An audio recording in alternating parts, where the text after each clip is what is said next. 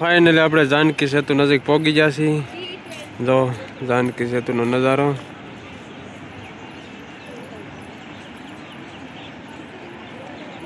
હર હર ગંગે. હવે આપણે જાનકી સેતુના ઓલા ભાગે જાહું.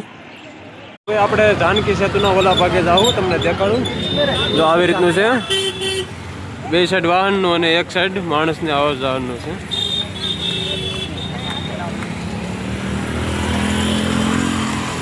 હાલો તમને ઓલા ભાગે લઈ જાઓ. ત્યાં પાર્ક નિકેતન ને ગીતા ભવન ને ઘણું બધું ઘાટ ને બધું જોવા લાયક છે, તો એ તમને દેખાડું. પુલ છે થોડોક લાંબો, ઓલા ભાગે પોગીને તમને દેખાડું બધું.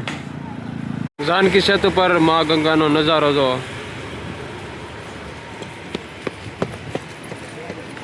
અત્યારે માંડ કરીને તડકો આવ્યો છે, બાકી બે દી તો હાવ વાતાવરણ અલગ જ હતું. હાલો આપણે જઈએ ઓલી સાઈડ. આપણે જાનકી સેતુ પુલને શું કહેવાય પાર કરી લીધો છે. ઓલા કિનારેથી આ કિનારે આવી ગયા છીએ. જો હનુમાન દાદાની પ્રતિમા. હવે આપણે આગળ જાઓ ઓલી સાઈડ પાર્થ નિકેતન ને બધે. તો હાલો. અને જાનકી સેતુથી 500-600 મીટર હાલો એટલે પરમાર્થ નિકેતન આવી જાય. એ તમને દેખાડો. અહીંયા ઘાટ અત્યારે શું કહેવાય થોડુંક સફાઈ કામનું હાલતું એટલે અત્યારે બંધ છે. જો અહીંયા શિવજીની પ્રતિમા છે. અને 2013માં શું કહે પાણી આવ્યું ત્યારે સમજી ગયું બહુ શિવજીની પ્રતિમા સુધી પાણી આવી ગયું હતું. હાલો તમને પરમાર્થ નિકેતન દેખાડું.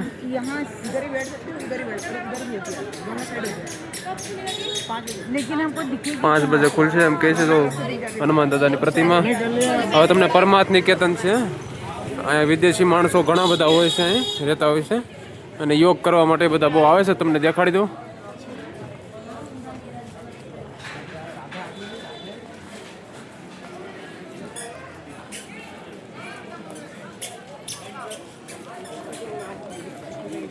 પરમાર્થ નિકેતન આશ્રમ છે.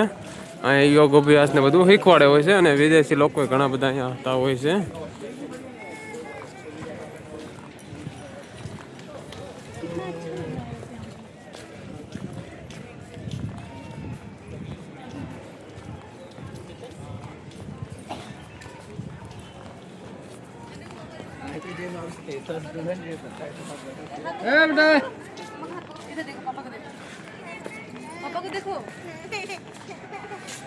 તો આ છે પરમાર્થ નિકેતન.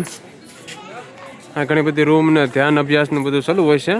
અને હવે આપણે જઈએ રામઝુલા.